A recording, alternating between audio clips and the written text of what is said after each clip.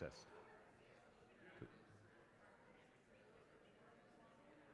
Test, still on? Good.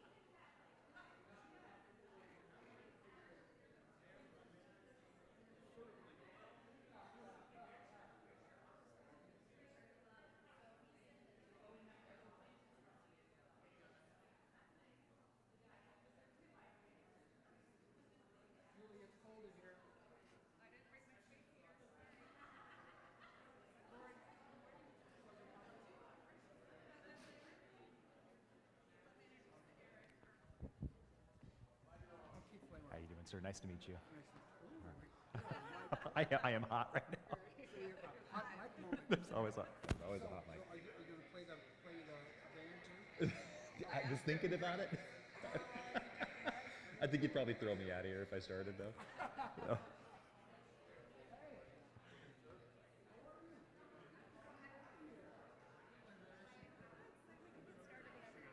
Okay, cool. Do you need to say anything? Lead off with anything before you? Okay, cool.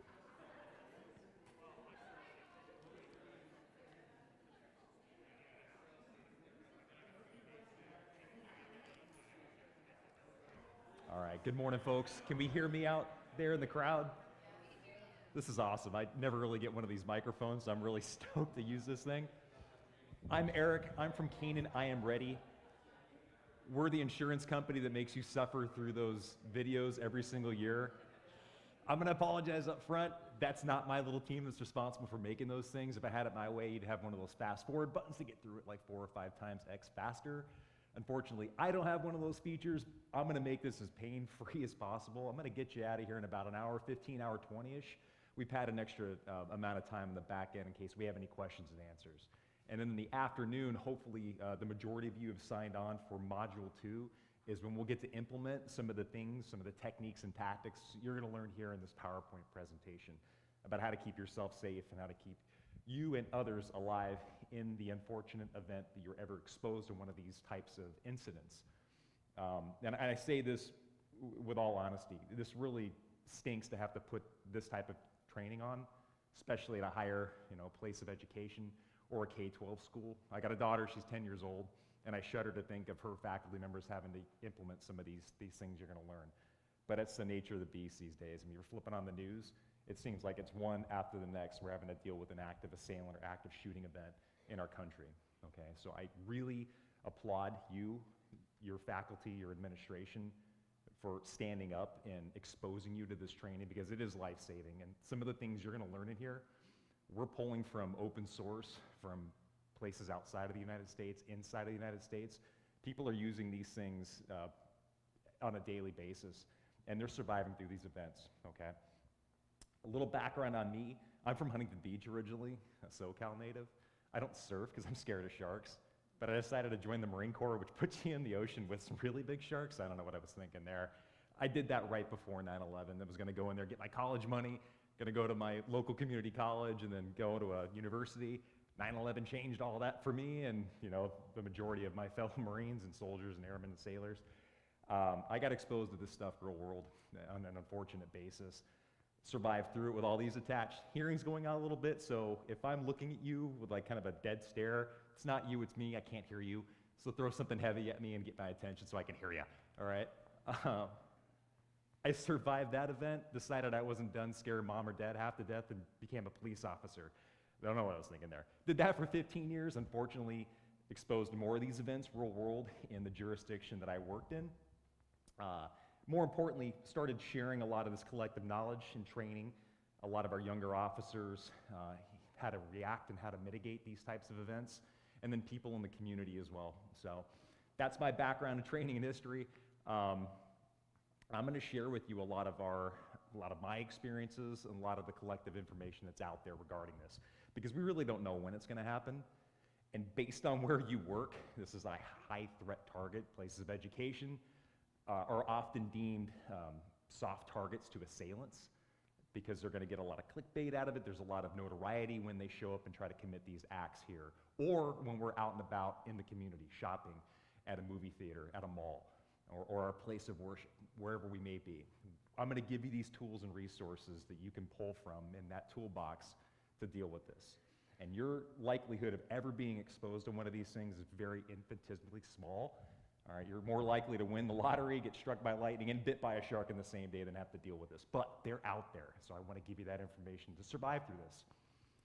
If you're scratching your head and asking yourself, why are we calling it active assailant instead of active shooter, just like this picture is connotating, it doesn't necessarily need to always involve a firearm. Our assailants can use whatever means necessary to hurt people.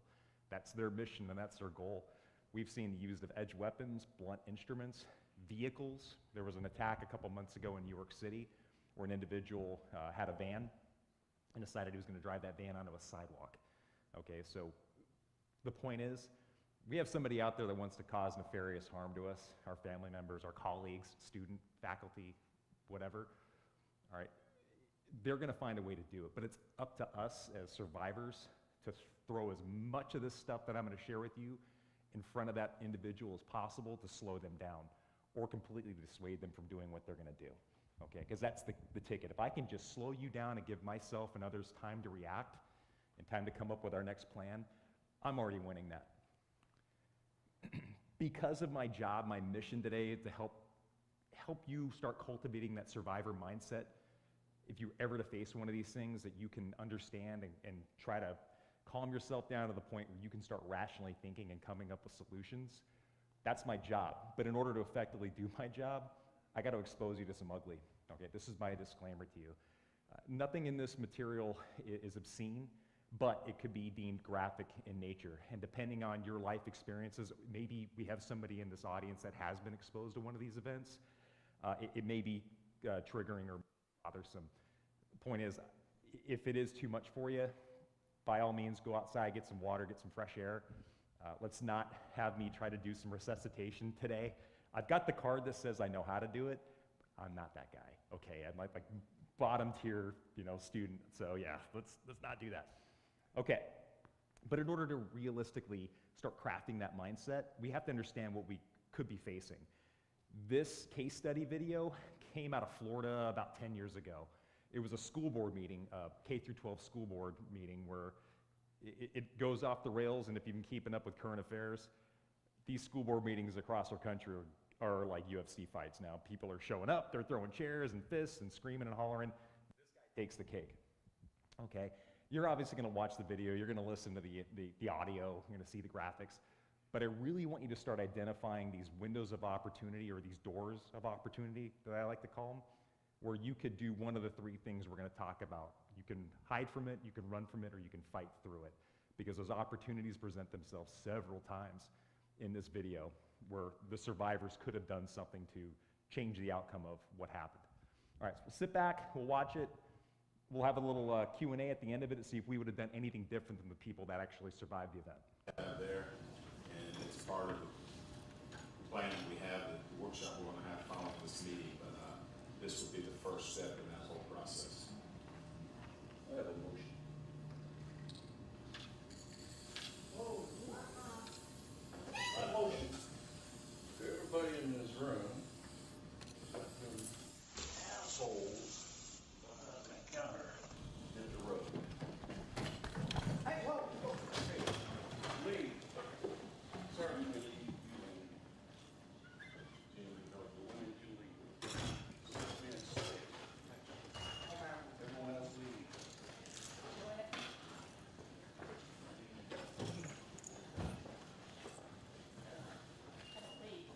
sir.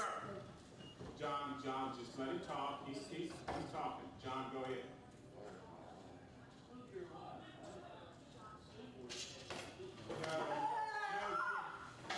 Ginger. No, Ginger. Ginger, go on. May I help her? Yes. May I help It's her? all right if you help. May I help her? Sir, I don't know who you are.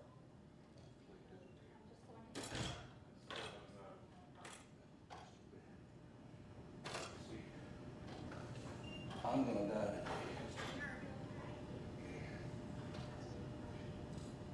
There, my wife. Can we talk for a minute? No. Just, I've already been to prison. may I ask you a question? I've already been to prison. Can I ask you a question?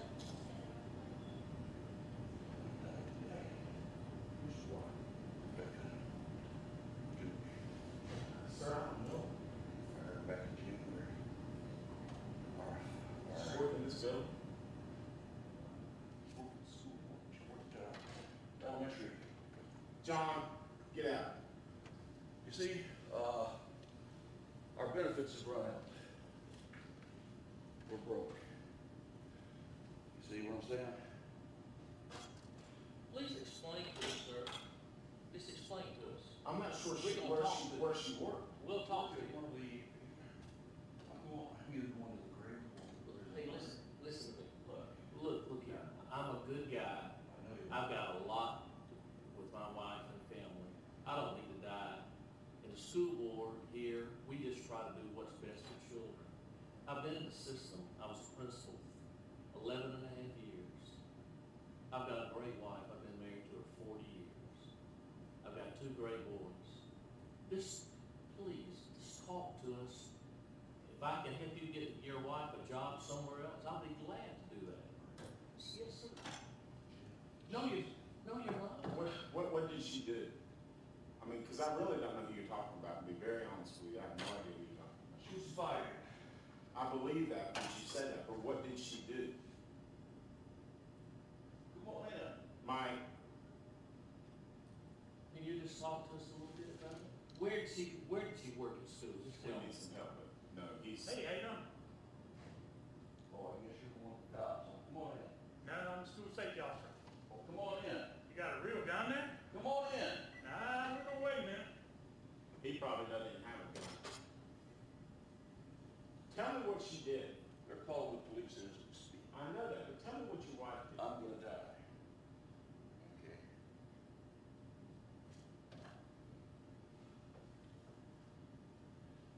Tell me what your wife did. If you're gonna kill yourself or kill us or whatever, at least let us know what's going on. Because I'll be very honest with you.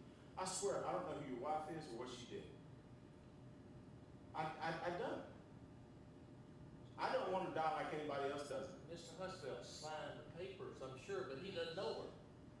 What's the situation? I'm just asking, Talk what to did us. she do? Was she a teacher? Was she a paraprofessional? Did she work in the classroom? Did she work in the cafeteria? Was she a bus driver? I don't know. Hey, I will go with you. I will stand up with you, get your wife a job, whatever it takes. Hey, these Yeah. other 4 guys. Listen. I'm the one that signed the paper, right? Okay. I don't remember and I don't know who she is. But let them go. I'm the one that did it. I mean, they don't sign the papers. I'm the only one that signs them. Will you let them go? I mean, but you're obviously upset at me. So why are they here?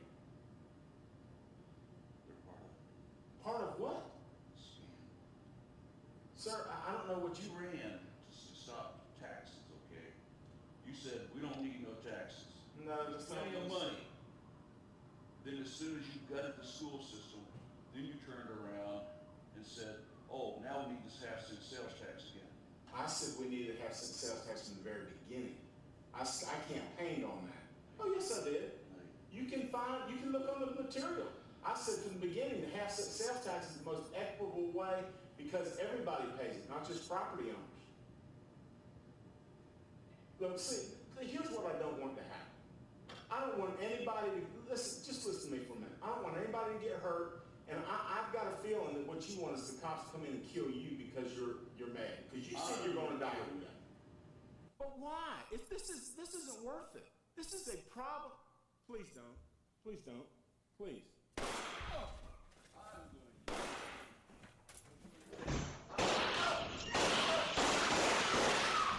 Real, I don't think. I think it's. He had caps, Mike. That's what he wanted right there, Mike. That's why I was trying to talk to him. I knew it. I don't mind. You okay, Bill? I'm fine.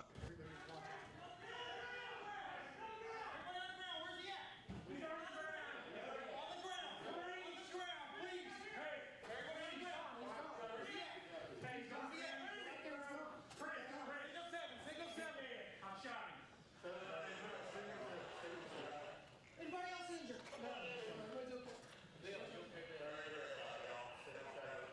We start identifying some of those windows of opportunity that presented themselves, some more fleeting than others. What was that first, like, obvious, glaringly red sign or symbol that something ain't going right here? Yeah, what was the importance or the message behind what that individual spray painted on the side of the wall? Did you pick up on that? Remember, movie from early 2000s, V for Vendetta? The whole movie's about revenge, okay? And it doesn't end well for anybody at the end of it. Fire, explosion, cataclysmic ending, everybody dies. Yeah, for me, sitting in a school board meeting, some random individual stands up and starts spray painting that symbol, I'm probably gonna exit stage right, because you've just kind of made my feelers go a little unnervy. I don't want to wait around for Act 2 when the guy that's deranged pulls a gun out of his waistband, which he does, and starts threatening people. So personally for me, that's probably my opportunity once he's spray painting that on the wall to get out of there. Because unless this individual's grown eyes in the back of their head, can't see me, he's gonna really have a hard time targeting me with whatever weapon he has in his hand or her hand, okay? So a lot of the individuals were kind of dumbfounded by that act. Like, is this guy for real? He's spray painting in a school board? Okay, it's real now, there's a gun. Now we start seeing people take off into the wings, right? I think even the cameramen took off, but luckily for us, or more fortunately for us, they left the camera, and now we've got this as an archive for case study. So several people take that opportunity to flee, which is good, because one of these events that you're involved in, if you can get away from it and uninvolve yourself, that's winning, okay?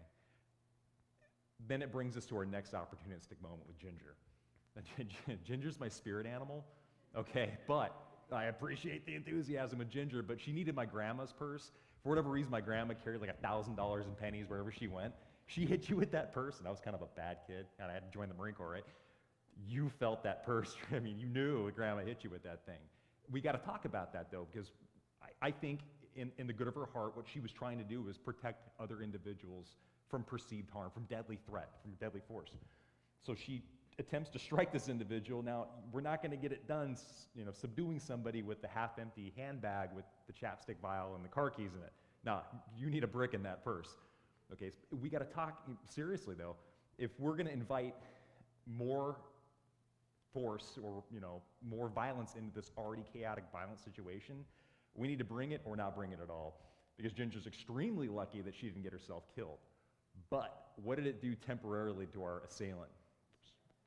Thank you, distracted. Give me a second, because I can get out that door in half a second if I needed to, if I'm really scared. All right, give me the opportunity to flee, because now he's focused his attention in on Ginger. And it kind of goes back to how humans interact with their prey, like a lion or a tiger or a shark. They can only focus on one thing at a time because their targeting system is tracking here, and the bitey stuff, the fangs are directed at this area, okay, not in the wings or to the rear. Okay, we have our Florida 6 school board officials that are basically frozen in fear with this fear paralysis that sits in, and they do nothing to save themselves. Or how about we get up off our rear ends, guys, and go help her out? If they wanted to, they've got strength in numbers. They could have tackled this individual, subdued him, wrestled the gun away, but they failed to capitalize on an opportunistic moment. Because there's some interesting things that happen to human beings when they get that scared. Okay, paralysis sits in. But we can't let that override us. We can't let that become our eventuality. We got to fight through that fear. Because sitting there is not going to save you, and it's not going to save other people. What about some other opportunistic moments that presented themselves? We pick up on some of the things that were said back and forth between our intended victims and the assailant? What do we think about some of the good things that they were trying to say or some of the directions that they were trying to take this individual? Pick up on some of those key topics? Yeah, I will go with you to help your wife get a job. Yeah, I don't know your wife. Hey, I got a lot to live for. I got a family of my own, trying to humanize the situation. Hey, deranged person pointing a gun at me. Did you really seriously think through what you're about to do? You're pointing a gun at me and you could take a human life. Did you really understand the gravity of the situation? Maybe that could have resonated with this individual. Who knows? But ultimately, even if he can't make good with that claim that he can get his wife a job, another job at that district, what are we doing? Delaying these things. The national standard for law enforcement response to these events and how these things usually unfold from start to finish, in duration, they're about 4 to 8 minutes. There's some exceptions with Uvalde that took way too long. We can pick on that all day long, and we will a little bit later. But 4 to 8 minutes from start to finish. That's about as long as it typically takes in a moderately rural to suburb type of environment. How long it would take law enforcement to show up, arrive, and neutralize the situation. And these things usually end in one of three ways. The assailant gives up when law enforcement shows up, they take themselves out of the equation, or they make law enforcement do it for them. Okay, that's how these usually end. And what you didn't see at the end of this video, this has been an edited version, is that law enforcement did eventually get inside that chambers along with an armed security guard, and a little shootout ensued, and the only person, thankfully, that was killed that day was the assailant themselves, okay? So, 4 to 8 minutes. If I can keep this individual talking for 4 to 8 minutes and they're still apt to do so, I'm gonna keep saying some positive stuff here, okay? I think we get off the rails a little bit when the second gentleman starts talking, and I call him in the mouth. What about some of the things that individual was saying that was kind of like nails on chalkboard? Pick up on some of those things? Yeah, I don't care who your wife is, I just fired people. You know, maybe not, okay? How about let's get into an argument with a deranged person pointing a gun at you about what you campaigned on last November? Not smart, dude. Nobody cares, election's over, you won or lost, okay? Get over it. Yeah, do you think he really cares about what you campaigned on? No, that's upsetting this individual. You can kind of tell that he's ramping himself up. He's starting to kind of pace, starting to show those pre-assaultive cues. All right, building himself up to the crescendo, and this individual was feeding him. Even the tone of his voice was kind of caustic, you know? So, very snide and accusatory. And he says the one thing that we probably shouldn't say to somebody that's that despondent. I just think you want the cops to come in here and kill you because that's what you said. It's like, dude, we're all thinking it, shut up. But you said it out loud. Yeah, if I've got an individual that I want to get off the ledge, like a legit ledge, do I want to keep talking about how sharp the rocks look at the bottom or how long that drop looks? No, you're putting negative imagery back in this person's head. Let's keep it positive, keep the conversation light if we can. And ultimately, we're just trying to buy ourselves some time, okay? Interesting thing about our assailants, what we do know about them is that they, while armed, the demographic is usually in the late teens or early 20s. He's a little outside the norm, but he does check one of the boxes in our little matrix. Untrained, unskilled. Doesn't have any military training, thank goodness. No combat experience. That's really nice to know. Okay? That individual who is not trained, doesn't have any combat experience, law enforcement, tactical knowledge, they're going to be making a lot of mistakes. Like this individual is making tons of mistakes, turning his back on his intended victims. That's a no-no in my old business. Okay? Allowing himself to get wrapped into this conversation. There usually is no dialogue with these events. Assailant shows up, they commit the mass murder, and it's over. There's dialogue here. This is very strange. That's why we use this case study video. It's really good to know that our opponents, our adversaries, are untrained and unskilled because we don't want the ex-Navy SEAL guy parachuting into our school. Now we get to defend ourselves from that. That ain't good for anybody. Okay, so this individual is going to be making repeated mistakes. It's up to us to remain situationally aware of when those mistakes occur, like this guy turning his back, this guy, allowing himself to get wrapped up into this conversation, allowing Ginger to get the drop on him. All right, if we can capitalize on those little mistakes when they happen, override that fear that sits in, we can survive this thing. We can definitely survive this thing. And did you hear that little blurb at the end where, hey, Mike, I think he had caps, Mike? Inferring that the assailant had a gun with blank ammunition? No, real gun, real bullets, and this dude really misses from me to the screen. How do you miss that shot? That's like Michael Jordan, Kobe Bryant, Game 7. They're gonna make the free throw, put 2 points on the board. This guy misses a layup that nobody should miss. There's some interesting things that happen to people when they're that excited, when the adrenaline is surging through them, even the assailant. All right, we lose fine motor skills when we become really scared. I need fine motor skills in order to make a shot from even at that close of a distance. If anybody's ever had any knowledge shooting a gun, a firearm, it takes some involvement, all right? It takes fine motor skills in order to make a hit even that close. This guy lets that adrenaline get the best of him because he's untrained and unskilled and misses. Thank goodness, okay? So having that feather of knowledge in our caps, that's just one more notch towards our survival, okay?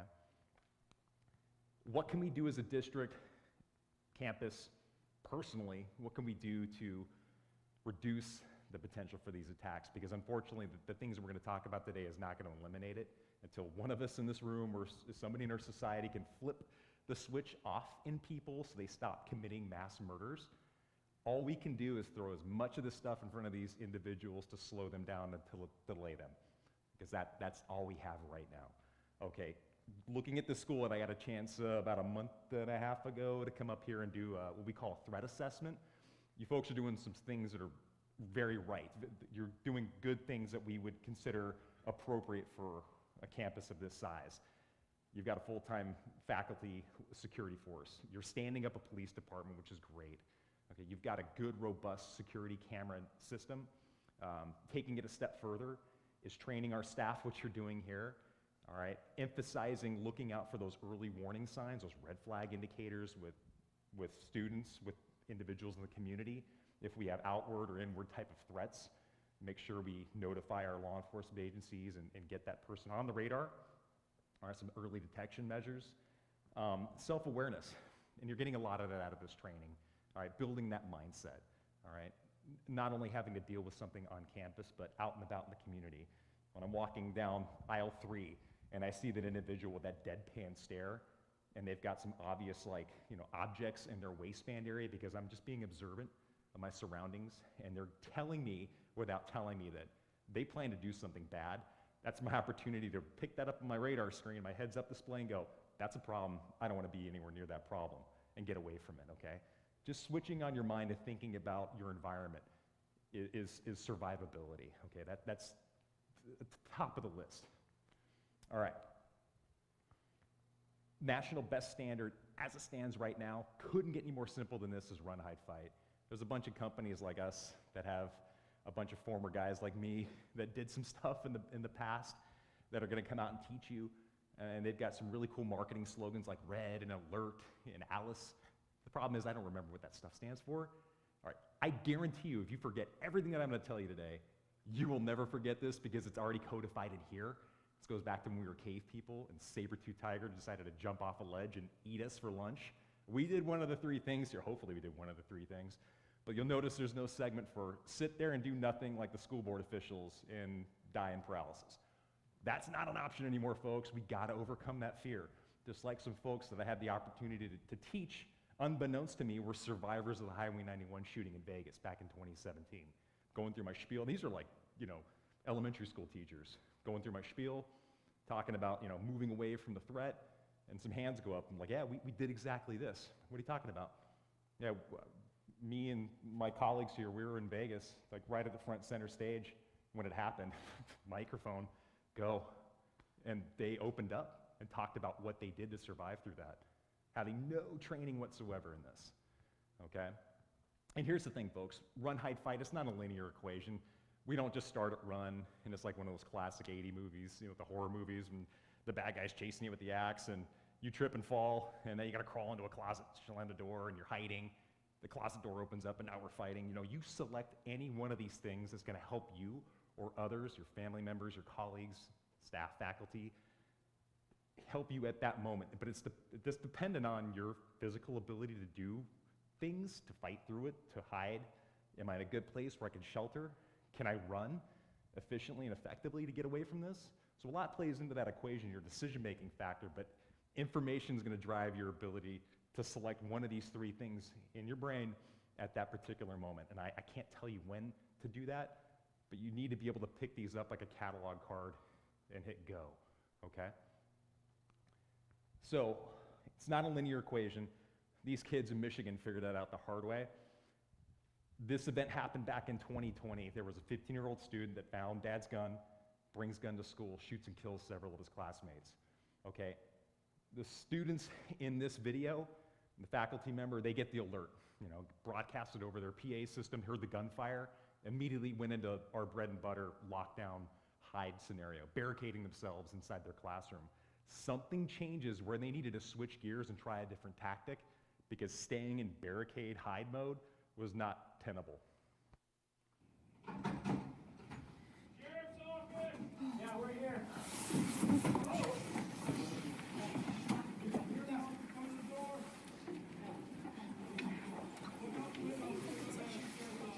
Yeah, we're here.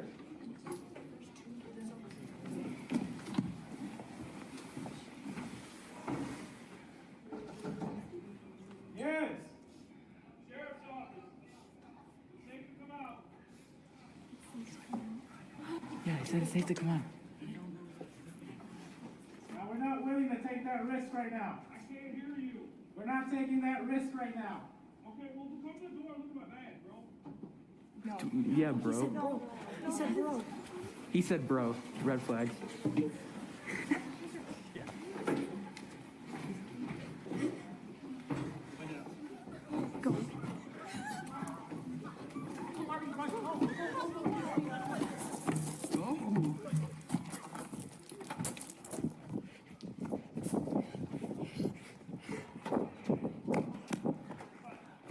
Slow down, you're fine.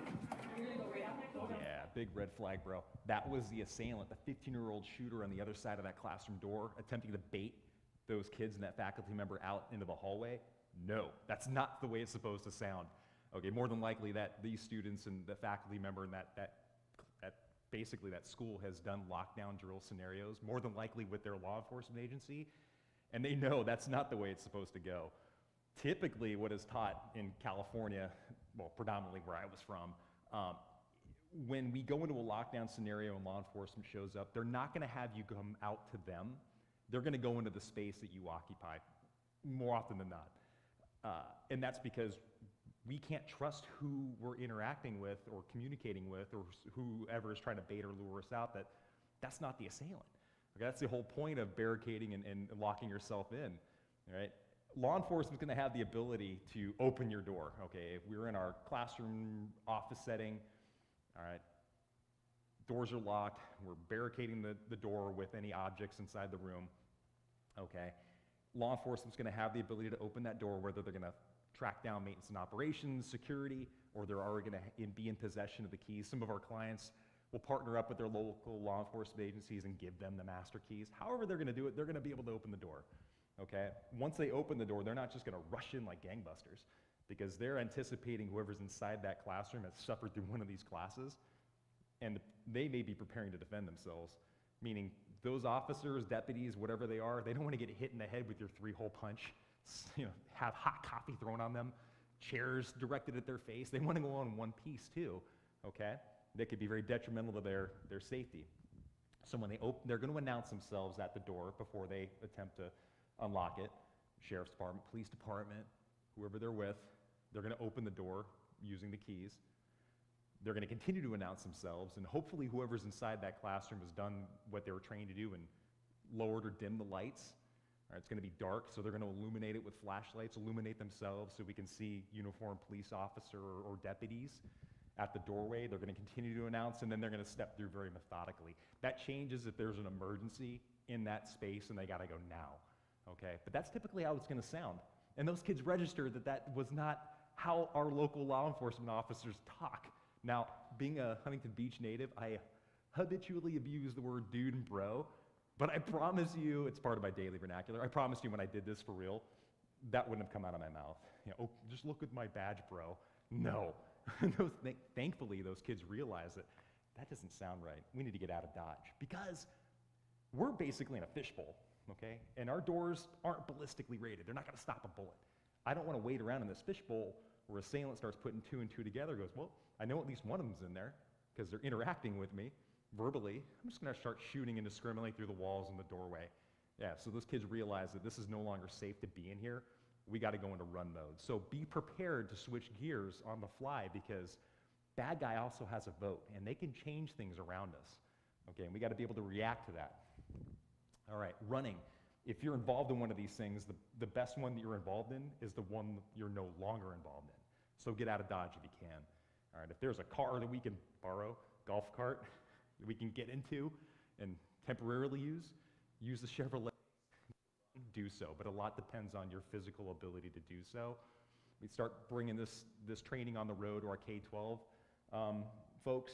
You know, they may have a little bit harder of a time dealing with some of their smaller students, you know, like the kindergartners or, you know, kids that may be bound to a wheelchair. They may be inhibited to move quickly. So a lot's gonna play into your ability to do so. All right, and when we're moving with a sense of purpose, with a plan in place. Just like the Highway 91 survivors shared, when they were front center in the stage, if you can remember back to that horrific day, that's where the gunfire was immediately directed on the onset of that shooting. So those folks front center stage had basically no idea where the gunfire was coming from. All right, it's extremely disorienting when it happens when there's buildings nearby because the sound from the gunfire will echo and your brain's ability to perceive where it actually is coming from will become distorted. It's a natural occurrence and phenomenon. So they were confused. They had no idea what was happening and where it was coming from. So what they did is immediately drop themselves down to the ground and made themselves as small as a target as possible. Okay, that's something that in the military and law enforcement, if we had no idea where we're being shot at from and I had no immediate place to hide behind, that's something we would react to and do automatically. Okay, if I can make my assailant's job that much harder to see me, this person's job of shooting me is gonna be that much harder. So they dropped themselves down to the ground and then they started reorienting themselves to their surroundings, trying to pick up where the gunfire was coming from so we're not moving unintentionally towards it. They knew they couldn't stay there forever because the rounds were still impacting around them. So they started looking around in their immediate vicinity and they started identifying places they could run to, like sprinting distance, 20, 30 yards away, to objects that could at least hide them. So they picked a steel trash enclosure that was about 30 yards away. So during a lull in the gunfire, when the gunfire wasn't directed at them, they picked up, grabbed as many survivors as they could, and sprinted to that steel trash enclosure and got down behind it. Took a big collective sigh of relief, checked themselves for any additional holes that weren't there when they showed up, and they started picking up extra survivors along the way, and they started identifying another place they could go to. About 30, 40 yards away were some concrete jersey barriers that protected the concert venue from the cars in the parking lot. Waited for a lull in that gunfire, sprinted to those concrete jersey barriers and got down behind those. So basically they're playing a game of leapfrog, getting out of the way of the view of the assailant, and ultimately they got themselves around an adjacent corner of another casino that was nearby. Okay, that tactic, in my old line of work, we would call that bounding. I can bound towards you or your position, or if I don't like what I see and this is a bad day for us, we can bound back. The intent here is to limit how much of you is exposed in open air at a given time. Anticipating that if I stand up and start running, that assailant's out there somewhere that could observe me, they could start seeing me and putting a gun sight on me to shoot at me, all right? I wanna find something that's relatively close by that I can drop down behind to disrupt their sight picture and their process for attempting to harm me. That's exactly what these people were doing, having no military or law enforcement training. Just came naturally to them, okay? So we move in space, we wanna identify, we gotta leave this place because it's no longer safe to be here. We wanna start identifying places that are relatively close by that we can bound to if we anticipate that bad guy's nearby and bad guy will definitely see me if I start moving here, okay? It's interesting, they were picking up pieces of material to hide behind that provided them some cover. Now, cover and concealment, what is that? Both do something similar. They can hide me, cover and concealment. If I had my choice, I could hide behind something that I would basically describe as cover would be like concrete blocks, the steel trash enclosure, a large tree. You've got some big redwoods up here that'll stop anything short of a tank, okay? If I can get down behind an earthen berm, lots of dirt and earth in between me and high velocity projectile will protect me. If I can get down in a sunken depression, that's gonna hide me and protect me from incoming projectiles. If my environment is devoid of any type of cover, traditional cover like that concrete, steel, big trees, earth, if I can merely just hide behind some of these chairs to mask me, to conceal me, or if I hide behind this screen, it's going to prevent my assailant from seeing me, but it's not going to prevent that projectile from penetrating that object and hurting me. So it's important to know what the likelihood of that object I'm running to and getting down behind, what its ability to stop a projectile is going to be. All right, drywall is not going to provide you ballistic cover. All right, this podium will not provide me ballistic cover, but if it was made out of concrete and steel, yeah, it's gonna protect me and others. All right. Hiding. So depending on what your day-to-day activity here is on the campus, whether it's in your classroom setting or if it's in your office space, if we get the alert, we hear that gunfire, there's an immediacy of the assailant in our vicinity, we're gonna go down to our tried and true, our lockdown procedure. Okay, and the things that we're gonna be doing inside of that space, hopefully we can lock the door from the inside, without having to expose ourselves to the outside to lock it with a key. All right, the Columbine style locks is what we are generally approving these days, where I can be from a place of safety, lock the door, shutting the lights off, getting myself and fellow people inside that space down low, away from windows and walls and doors where fire could be directed. All right, we're gonna take it a step further inside that space. I'm gonna start barricading myself. If my space has our traditional desks that you would see in a K-12 setting, where we can move them. If I've got large pieces of furniture, like a desk or bureau, I'm gonna slide it in front of that door, preventing that door from opening when I don't want it to, okay? The ugly thing amongst a lot of bad things that came out with Uvalde is that the locking mechanism on the door in which the children were shot and killed was malfunctioning, and it was known to malfunction, meaning when they turn the lock, it does not lock. So if you can remember back to that day, the assailant got himself inside the school and was trying doors in the hallway and found the one door that would not remain locked and got themselves inside of it. So we got to ensure that our locking mechanisms are going to work, but anticipating that it won't stay locked or this individual now has a key, that could happen, I want to prevent that door from opening if I don't want it to. So sliding a bunch of objects in front of it. Okay. On the left is one of our clients up in northern California, northeastern California, that had an active assailant event. They got the alert, they heard the gunfire, and they basically took every object in that room and shoved it against the door, including the philosophy book. Okay, that's what we're looking for. I've been teaching this class for 1.5 years now. It's like, where's Waldo? I don't know where the door is in this picture. That's what we're looking for, just an absolute jumbled, chaotic mess of objects and material. If that individual is able to get that door open, what does it look like from their perspective? It's just chairs and desks and legs and books, backpacks. That's what we're looking for, just trying to slow them down and delay them. They've got to wade through all that junk to come into my space and hurt me. Just giving me some more time and space so that I can react and come up with another solution. All right, on the other side of the screen is great initiative, bad judgment. All right, center, that's basically you're pushing those desks over in your sleep every day and twice on a Tuesday. All right, on the right, I get it, you got the OCD bug, nice, neat, stacked, orderly, not the opportunistic moment to get things pretty, okay? This is your chance to messy, throw the stuff against the door. And if we're taking that much time to stack chairs neatly and orderly when there's a gunman running around on the loose, you got some different priorities. And down on the bottom here, you ever seen that movie 300 with Gerard Butler? Yeah, the guys with the chisel labs and all that stuff. It's basically that scene that, you know, they're hiding behind their shields. Unless you got a bunch of buff Spartan dudes with spears hiding behind those tables, you probably don't, because that's weird. Let's put those objects against the doorways so they create that barrier, because what we know from cover and concealment is that that's basically just going to provide you concealment. Bullets will penetrate that object.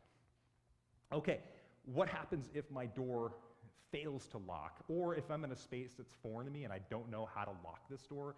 I'm at Sprouts or and I hear gunfire, and I secrete myself into the manager's office, and I'm looking at this lock going, I don't have the key, I can't lock this door. I can defeat a door's ability to open and close, but I have to know how it functions, meaning does it open away from me, or do I pull it into my space? So think about your lecture hall, your office setting. Does your door open out or pull in? So we'll pick on these doors on my left and right. They open outward. Most fire-rated commercial doors in this type of setting are gonna open out, but they always have that self-closing mechanism, that rectangular box, and it's got that scissor arm that allows it to open and close.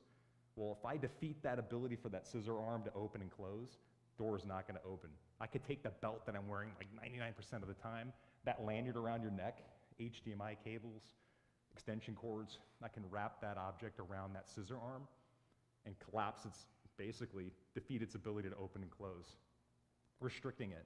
If I have an inward opening door, and this is the office that I occupy like 9 to 5, Monday through Friday, I'm gonna go to Walmart or Home Depot and get some of those big commercial grade door stoppers. You slide a couple door stoppers in an inward opening door ain't gonna open up. They're gonna have to take the door off with some heavy power tools.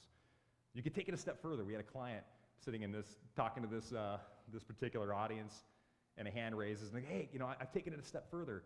I went and bought a bunch of like really big commercial grade zip ties, and I stage them in my office in my classroom. And I go, yeah, that sounds like it works. Yeah, it's fast. Zip tie that arm, closed. It's great. But the problem was that I forgot to bring snips in when I tested it.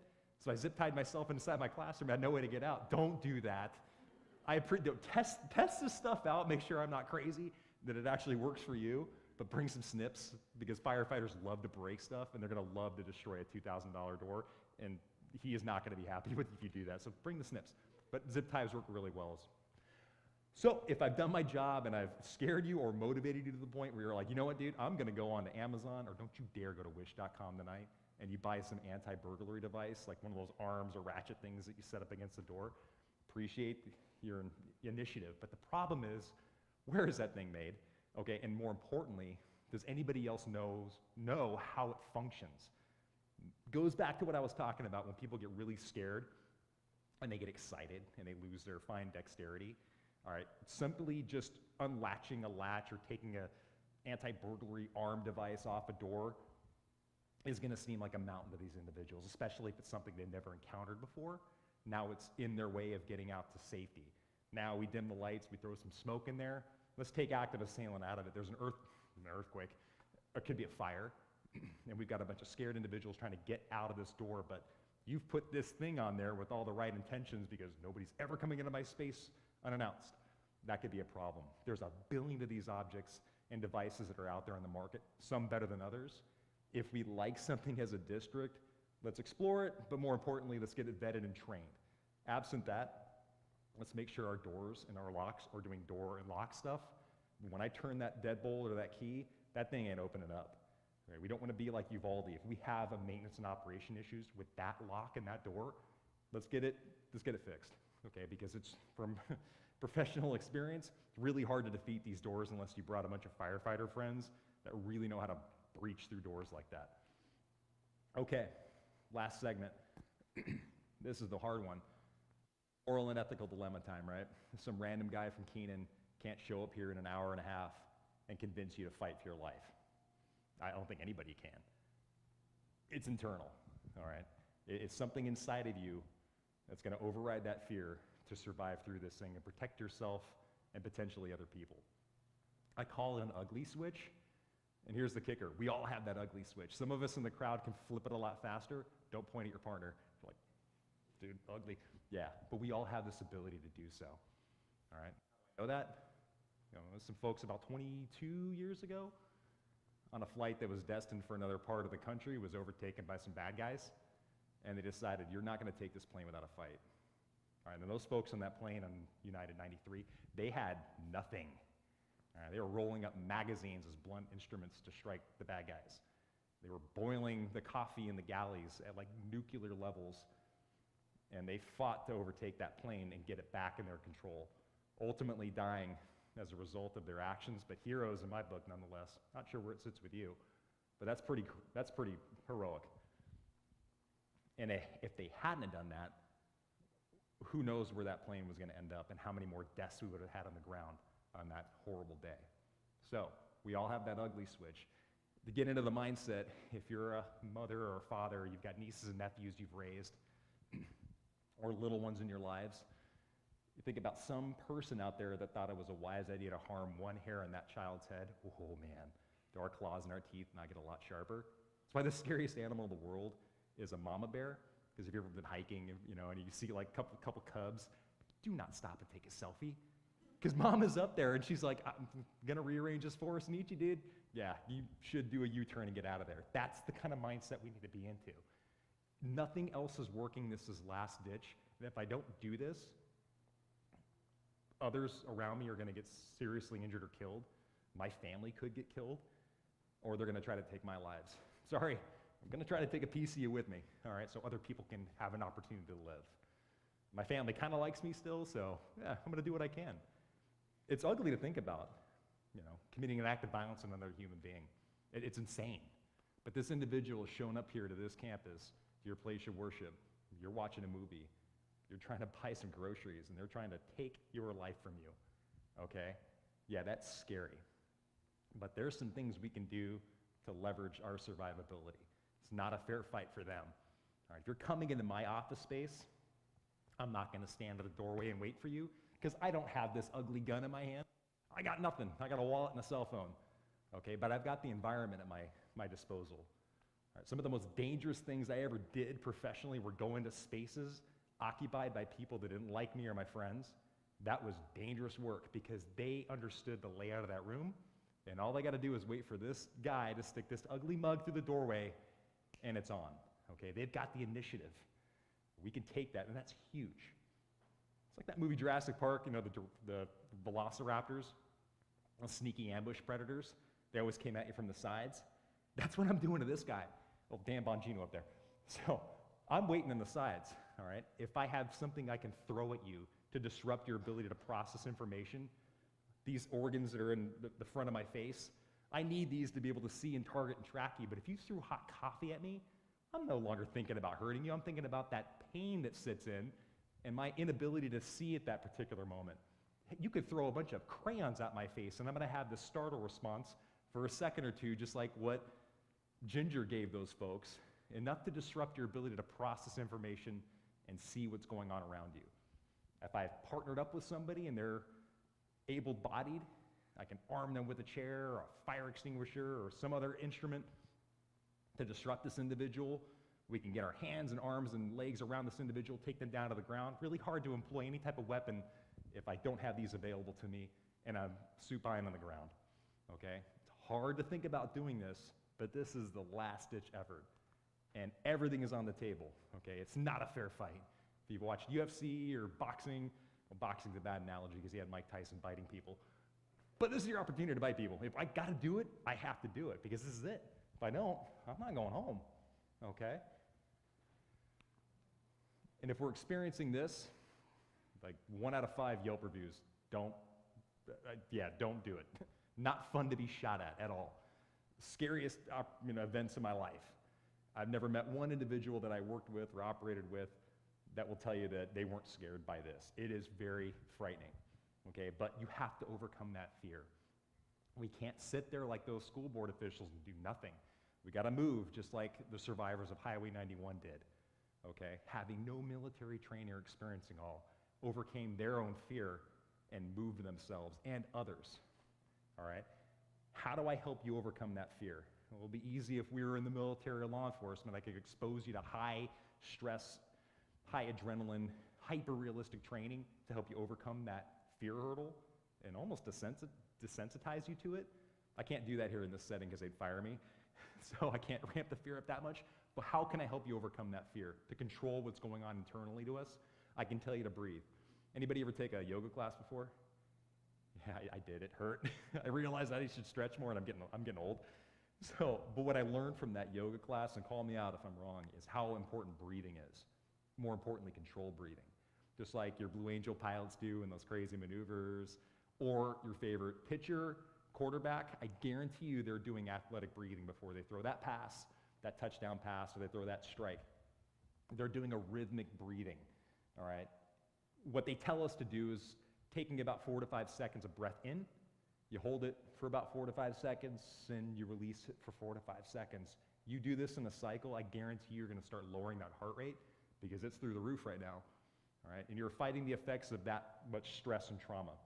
Some interesting things happen to us internally when we get in these near-death situations, like a car crash, or we're hiking and we see a bear, okay?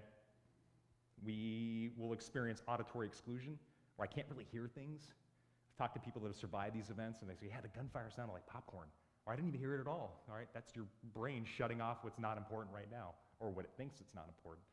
Some people get tunnel vision, where the thing in front of them is really bright and clear, like the big bad ugly thing, but everything in the peripheral kind of grays or blacks out, and they definitely start losing fine motor skills. But I need all those things to come back online to see places that I could run to and hide behind, to hear potential opponents or assailants coming nearby, or people calling out to help, for me to help them. And I definitely need my fine motor skills to dial 911, to get my cell phone out of my pocket, to look for objects that I may need to potentially defend myself with. So what I can tell you to do is breathe, and breathe systematically. Get that good oxygenated blood flow back inside, and get the computer online, switched on. Okay, has anybody ever heard of the OODA loop? O-O-D-A. I know you know. I know you know you don't. Yeah, you don't get the answer. The OODA loop, O-O-D-A. All right. I guarantee you, all of you have used it, especially driving on the 101. Oh man, that's a fun highway. OODA loop. It was developed in the 50s by an Air Force colonel, our Air Force colonel, who was getting really upset that our pilots were getting shot down over Korea at an astronomical rate. He goes, hey, we got to figure out a way to train these pilots and help them outthink and outperform bad guy planes. So how do we do that? Well, he came up with this acronym, OODA loop, observe, orient, decide, and act. You do this every single time you're in a car, all right? You observe somebody cutting you off in traffic. That never happens, right? You orient to the problem, so we start looking at that Honda Civic that's about ready to crash into us. Now we go into the deciding act. Do I go left into a guardrail? Do I go right into a lane that's now occupied by a semi-truck? Or do I hit the brakes and avoid a collision? We do this at split second internally in our mind. And you hit the brakes and you act. OODA loop.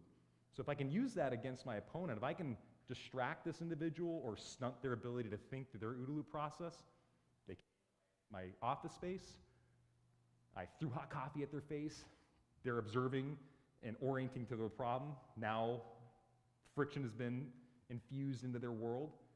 Now they're still trying to figure out what's going on. You're deciding what you're going to do when you're acting. I can get away from this individual. I can grab them. I can try to wrestle that weapon out of their hand. I can shut the door, slam it on them, whatever I got to do.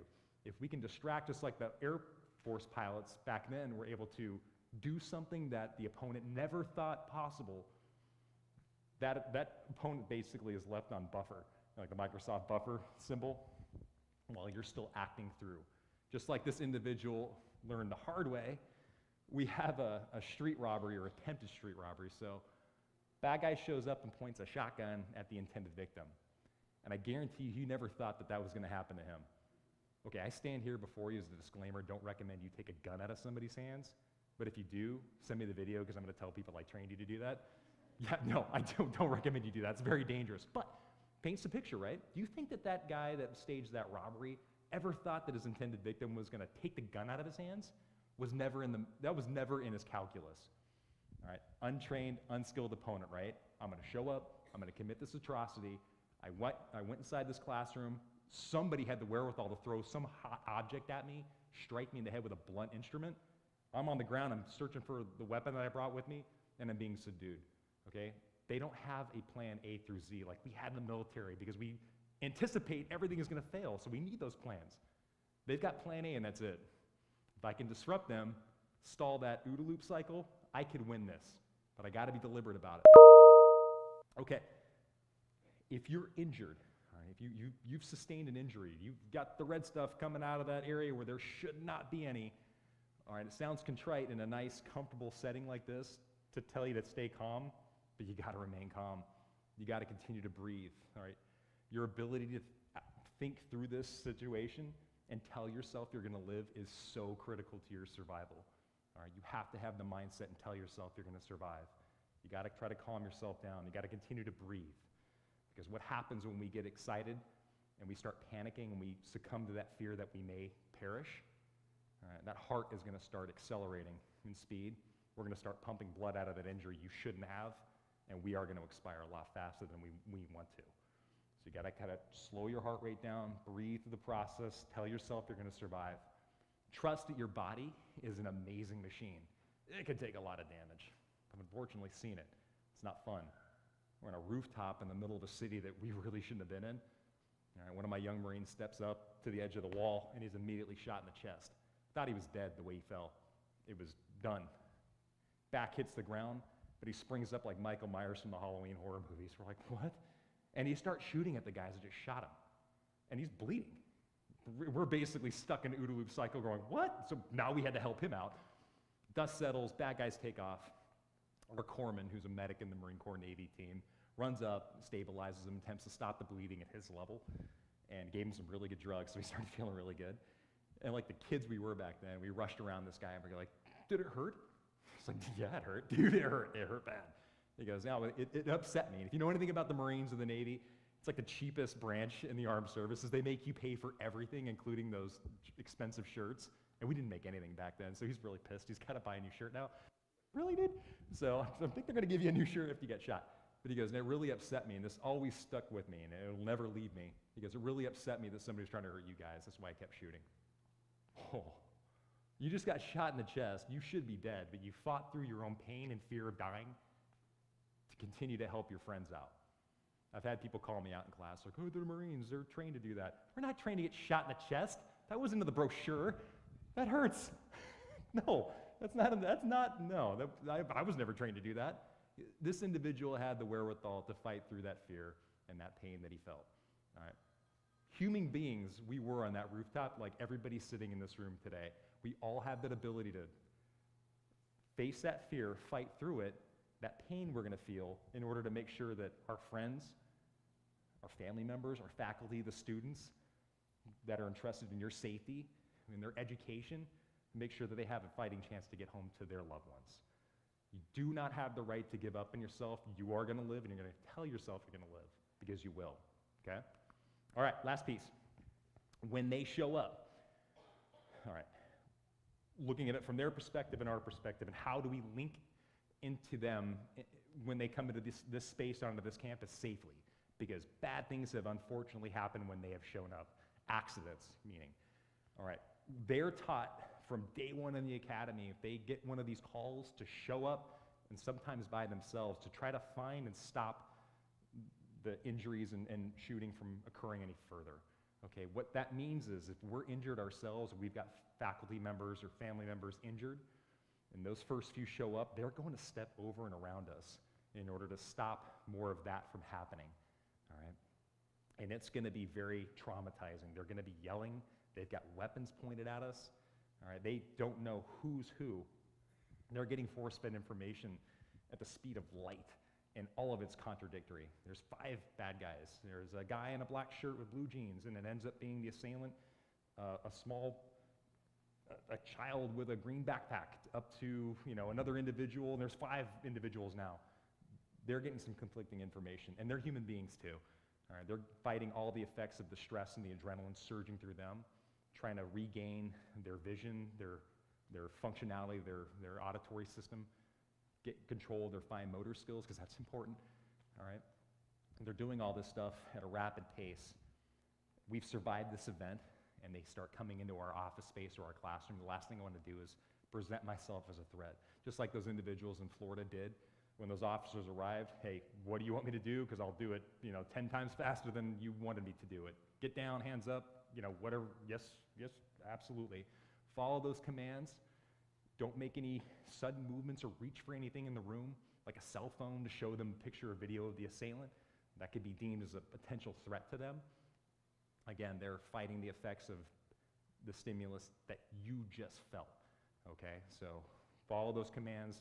It'd be unfortunate for you to survive this thing and help others survive and to be targeted by these individuals, law enforcement, when they arrive, because it has happened before. People have made movements where they've deemed it a threat and been targeted. So understand from both angles what you're going to be dealing with.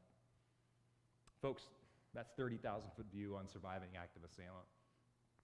Do I have any questions? Yes? Our office has a lot of windows facing the lobby and no exit to the outside. Okay. So, and the door that we would bar to it is glass. So what might we do? You're in the administrative building, right? Yes. Yeah, when I did my tour, I made some notes of that. There's an assessment coming soon, where I picked up on that. But yeah, windows are great, but then they're not so great, right? And I think in that assessment, we made some recommendations for a film laminate that can be applied to the exterior of those types of locations where it's not bulletproof, but it's gonna prevent the individual from breaking out and dropping the glass so they can just step through that space. At a minimum, we would recommend that you have the ability to mask those windows by big shades, like drawdown shades, something that's really easy to operate under stress. No Venetian blinds, because those things are terrible, right? Something I can drop like now, at least hide myself into. Barricading, those doors and those windows is a premium at that point. But I did make those recommendations because I was out here looking at that problem, and that was kind of unnerving, to say the least. So yeah, your immediate response should be, if I can't leave that space now, we have to barricade it as best we can. And that means trying to cover those windows, presenting the image to the assailant that nobody's home. Again, these are opportunistic assailants. They're looking for easy targets. They don't want to have to defeat doors and glass if they don't have to. They want to find things because they know they're on a timetable. Okay, so if I can present the picture that nobody's home, find another easier target elsewhere, that's success in my book. So hopefully those things will be implemented. We'll see. We made the recommendations, but that's where I kind of reached my ceiling. So yeah, thank you. Good question. Anybody else? I got one. Yes. So at the first video, all of those folks are sitting in a line. So what's your opinion on that? And instead of hiding or something versus them moving, like to me it seems weird that they're just like lined up and not repositioning at all. So Yeah. I'm just kind of curious any commentary you have on that. Yeah, so they're in like a linear format. Like if these were, there's 7 chairs, come on, Eric. If these chairs were occupied, they're kind of in a linear format. I mean, that's just the setup, for their board meetings or their council chamber meetings. So hard to manipulate that, but I think they were in some roller chairs. But me being me, if I start identifying this individual, and they've given me the time to do so, where they're turning their back, they're focusing on Ginger. If I wasn't in a position to at least overtake this person who has his back turned to me, I'm going to start inching closer to that door, all right, and try, or at least get away from it. Because I know in the peripheral, on the left, off-screen left, there was a door that they could have run out of the chamber. So yeah, if we can get offline and stagger ourselves, and we have the wherewithal to do that, that's changing the game, at least on your assailant. Because now he's got multiple people kind of dispersed throughout the environment. Am I kind of touching on what you were thinking about, or?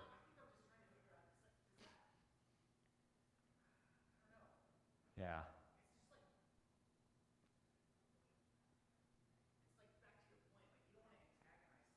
Right.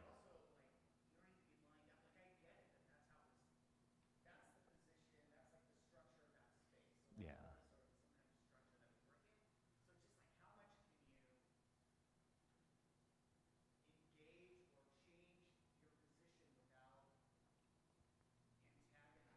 Yeah.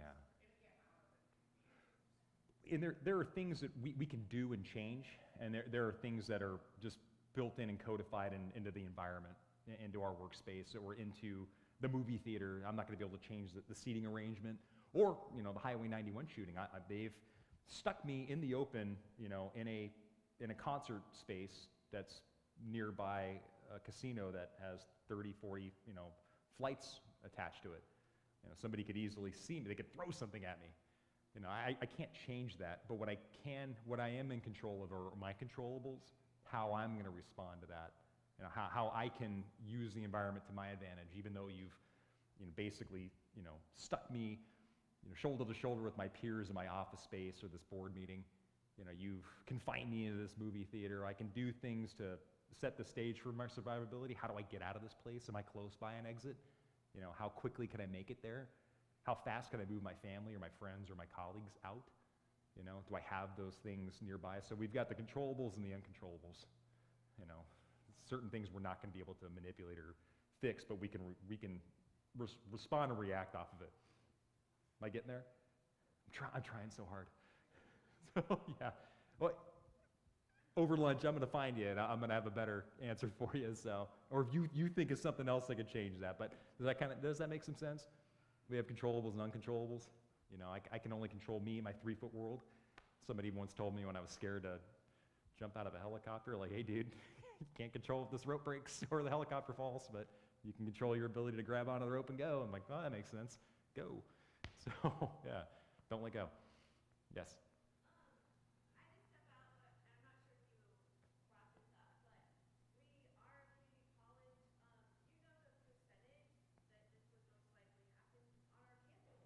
Percentages, it's fun.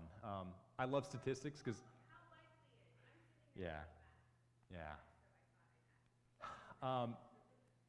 What I love and hate about statistics, and I'm going to get some dagger eyes here for my statisticians, is that they can be manipulated and they can be changed and flexed. FBI, what I do know is in places of higher education, and we'll lump in K-12, rank higher in areas of concern because the perceived sensitivity of your clientele, students, the notion, their perception that this is a soft target, meaning especially for colleges because it's open campus, right? A little bit easier when we talk about K-12 because they should have a closed campus where I'm thwarted by a gate. I have to go into an office and identify myself. A little bit harder to do at higher education, but you've got something that a lot of K-12s don't. Security, a massive amount of cameras. You've got a lot of natural surveillance, meaning there's a lot of people with these things that are looking and that can convey that threat. And then hopefully we've taken the measure. But yeah, back to this statistically wise, colleges and K-12s rank higher. Right? It seems like an inviting target for somebody that wants to make a statement, that wants to commit mass murder, because it's going to get a lot of attention. Unfortunately, it does. When we see these things happen on the news, when an elementary school like Nashville is attacked, West Virginia, when that occurred, University of West Virginia, it gets a lot of attention. So that's why they're attacked. So yeah, you are higher. I don't have that percentage number there, but I do know it is ranked higher. Thank you. You're welcome. Yes.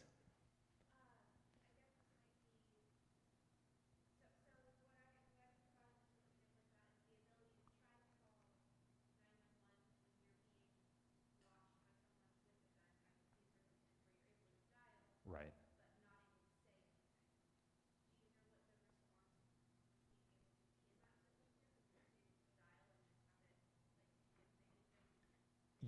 Yeah, so if you're not able to, the threat is that immediate, where I'm hiding, let's say I'm hiding in that closet, that office space, and I've got my phone and I'm able to dial 911, and I could just leave it running. Basically, that 911 operator is going to hear what's coming through the other line, through the receiver.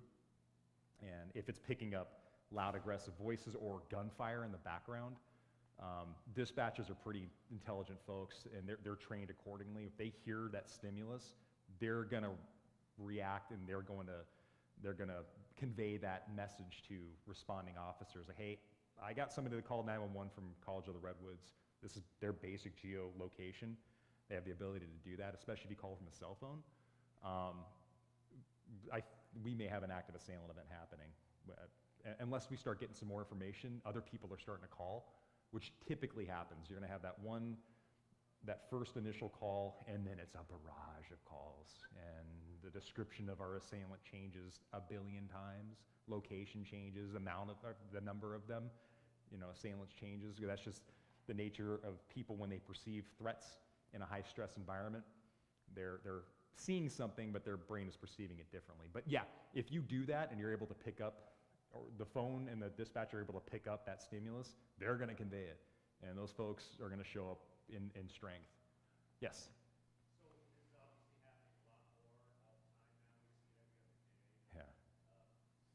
Maybe this is something we're gonna do in the afternoon, but would you recommend that, like, in classroom settings, we spend a few minutes at the beginning of the session saying, look, I'm gonna say, jump in, if somebody comes into the class. Do you recommend training, like, in your classroom at the beginning of the semester, or just, yeah, the students in your class? I do. I hope, I mean, it's a little bit easier to have that communication, to have that basic, to set that groundwork with adult student learners than it is with our typical K-12. But yeah, if we're not having at least at a minimum discussion or dialogue about, hey, when this, if it occurs, this is the professor's reaction. This is what you can anticipate that I'm going to be doing. That way, it's crystal clear when they see it happening. It's not, well, hopefully, it's, it never happens, but they have at least a framework of what your response is going to be, and then what you're asking of them. Okay, if we get the notification, we're barricading this door. Okay, if I ask you, just like they do when you're on an airplane, you sit in the exit rows. What do they usually ask you? Hey, are you willing and able to open that door if I ask you? I need a yes, yes, yes, and yeah. So we have that understanding. If I point to you, open that door, because we decided to land on the top of a mountain, that you do it. Okay, and if I ask you, hey, go pull those shades of that window down, that you're going to be able to do it, and you have that discussion with them. That's important because you're codifying that in their brains. Hopefully you never have to use it, but it's not the first time that you've at least sparked that imaginative, that creative thought. This could happen, and if professor points at me, I have a job to do, and I'm going to do it. What I will tell you when you're in that situation, and you've already done your checks and balances, and you've communicated what your response will be and what you expect of them, that you keep your communication very simple and easy to understand. Kind of goes back to how humans behave in high-stress environments. Easy to follow instructions, not convoluted, are going to make the day.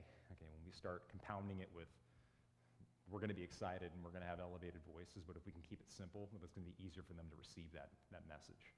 Okay, because you're going to have some folks that will suffer from paralysis. All right. Question? Yes?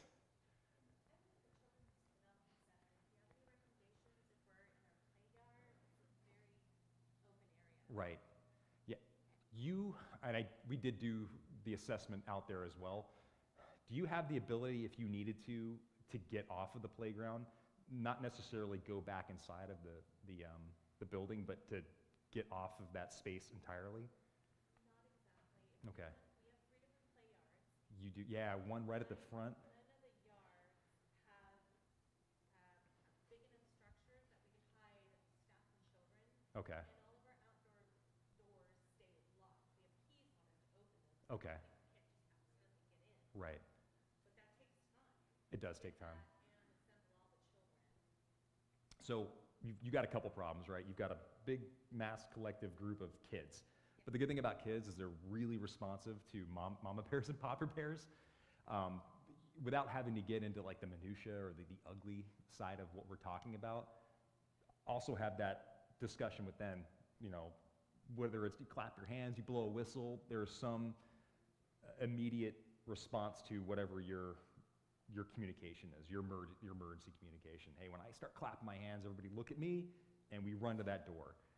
That should be pretty simple for them to follow, and kids are more apt to do that, especially when they're scared, when they're in fear of their own lives. They want to hug onto Mama Bear and take me out of here because that big bad wolf is about ready to get us. So you've got that on your side, but you need to also condition their response with a simplistic, symbol or communicative slang, whatever you're going to say to them to get the computer on board and to get their response. And practice how quickly it takes you to get over to that door and open it with your key.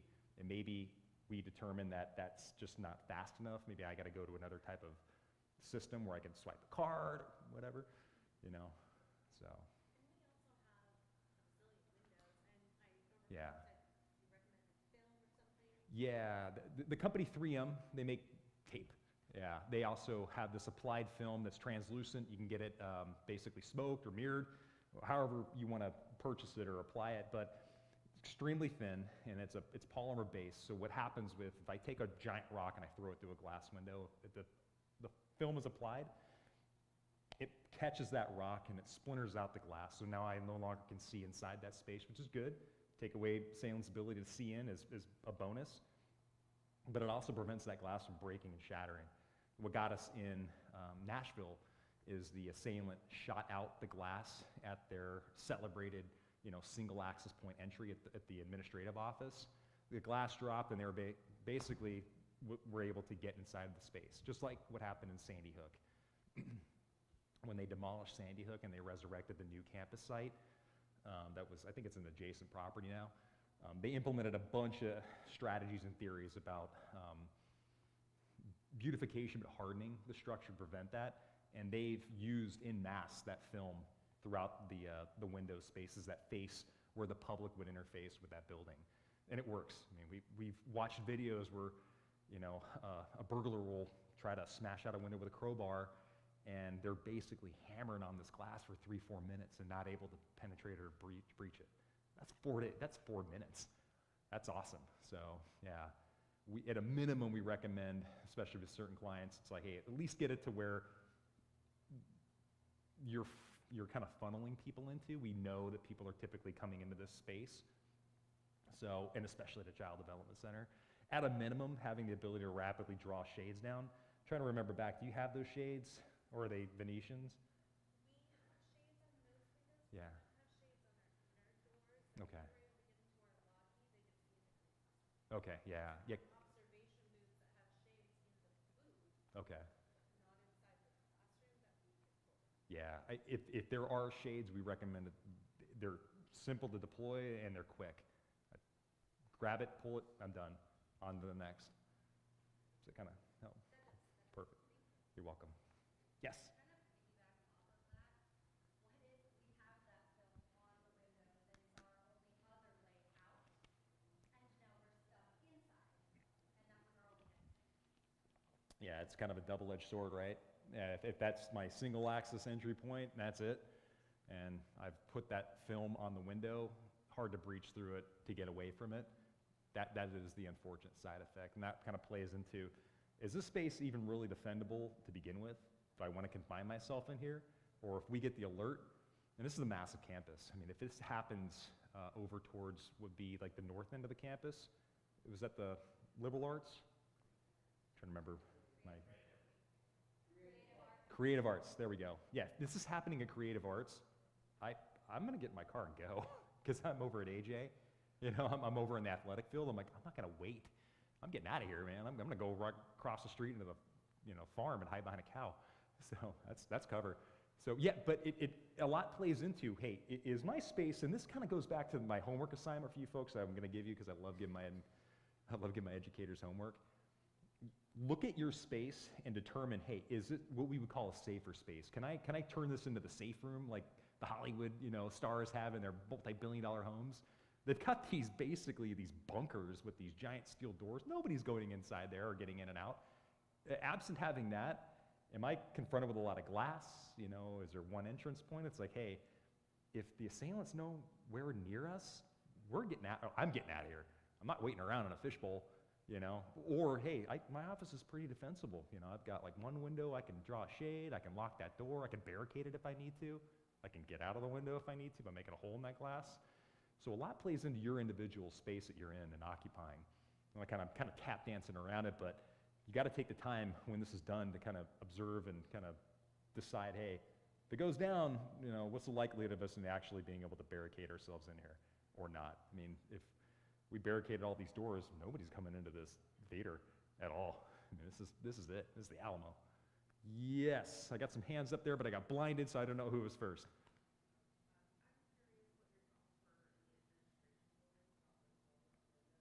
Yes. Can you get, now I didn't see those in action the day of. Can you pull those down quickly, or are they motorized? It's like a slow. So it's like, yeah, it takes some time. Yeah. So that would be my response. Again, how close? Do I hear gunfire in that lobby hall, like he's right inside there. And I remember you come through those first doors and it's kind of a long linear hallway and it kind of L-shapes off to the bathroom area. Am I getting that right? Yeah, you've got public safety, administrative offices, and some other doors here. If it's happening right then, right there, I'm not waiting at the desk. That's crazy. So I'm going to try to find a way out. Now, do you have exits out, like fire access out? Upstairs. Oh, okay.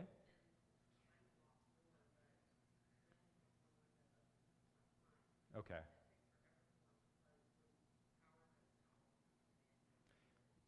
So yeah, that's a consideration. Is power on? Is power out? I mean, I'm not going to be able to deploy that thing. Understand its functionality, make sure it does work, because if it is an extended or protracted event, like this is happening, but we're going to go into lockdown, or maybe we do get that information, which drives our thought process and our decision making. Hey, it's happening. The building, it's happening at the theater. We're in administration. It wouldn't take me that long to get over to administration, but I can't just instantly be there.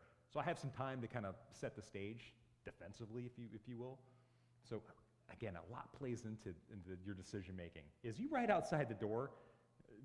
Yeah, the next best thing is we got to get out of here. Or do we have some time to be able to kind of set the stage and harden this base up? Yeah, that guy can vote, and they dictate what we do, unfortunately. Does that help? Not you're like, not really, dude. No. Unfortunately, it's like a sports team. You know, we can have plays, but the other team they're going to react to those plays, and they may do something that dictates that we change on the fly. We gotta be thinkers, but more importantly, we gotta be aware. Again, we react to what they're doing. We have these basic tenets, the things that we can fall back on, but a lot is going to be dictated by what happens that day, your ability to process that information, the environment. But understand the things in your space. Like it's good to know that, dude, that thing takes forever. It's like the Austin Powers trying to back up in the hallway. It's like, dude, get out of it and run. Yeah, it's like, come on, you gotta be, this is a thinking person's game here. Okay? Yes?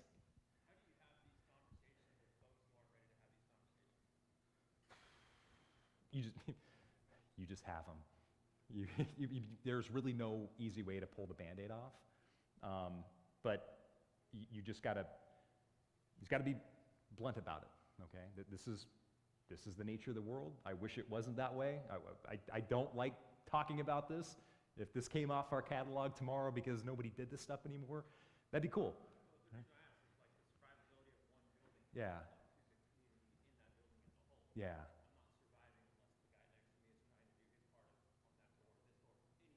Yeah, there really is no easy way to say it, but you just have to say it.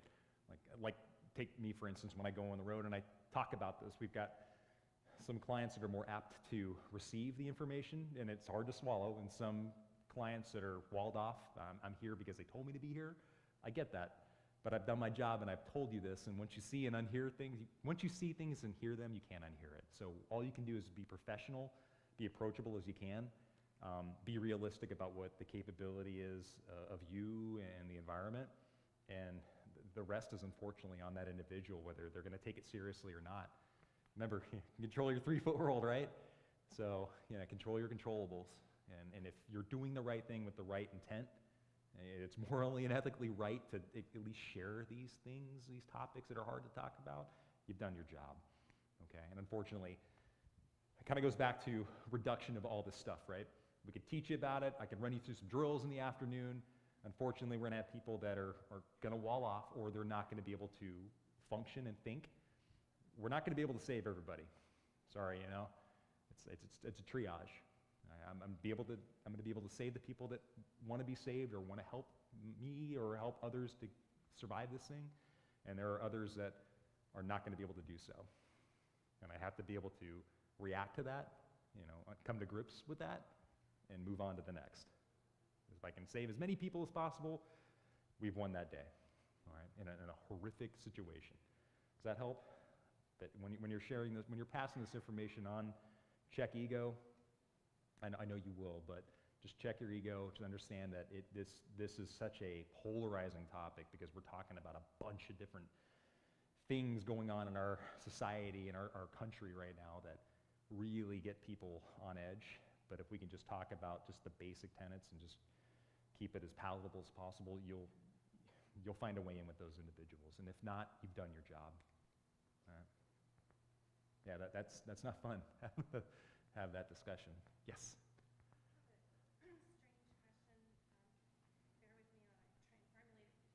Let's say I'm not at my work site, which I have to remain and protect the children at all Yes. costs. Yeah. But I have to. They are my responsibility until their parents can get them. You're a mama bear. Outside of that, let's say I am barricaded inside of a room, and there are people who are trying to get in. Okay. May need help, but there are assailants close by. What are your thoughts? Do I risk opening the door to let people in? Obviously, I have an ethical thing. I want to protect people. Right. There are also people I'm protecting in the room. Right. Or is it's an individual call? I'm thinking about there are other staff members and there are students who are with me. Yeah. But I also have to make sure that they are on the same page. So when I'm instructing them, I say, once these doors are closed, and the rest of staff know they have to find something. Yeah. The easy, most sterile position to take is once I shut the door is shut like an airplane. Sorry. But is that realistic? I mean, really, really think about that. I can see my colleague on the other side of that door, and they are pleading with me to open up. Oh, that sucks. Am I realistically going to keep that door shut? What's going to change my decision-making process? Is the assailant that close by where if I open this door and create that open space, an invitation for them to come into that safe space, that safe space that I've now barricaded into, well, that could be disastrous for the kids. So that ain't going to happen. So it's situationally dependent, right? I mean, I tell you, don't open the door for anybody. But unless I can verify who that is through those big glass portion, windows that I can see through and they can see in, maybe I let them in, because I don't see anybody in the immediate, vicinity. If the assailant's hot on their heels, I'm sorry, I got a duty to protect the kids. I've done my job and barricaded off. That's not easy to think about doing, but again, we aren't going to save everybody, right? But if I've done my job and I've done these things accordingly, and I've saved these individuals, now I'm doing my job. So, but you can never say never, right, in this business. Never open the door for anybody. Yeah, but, asterisk, yeah, but. All right, but it goes into staying situationally aware.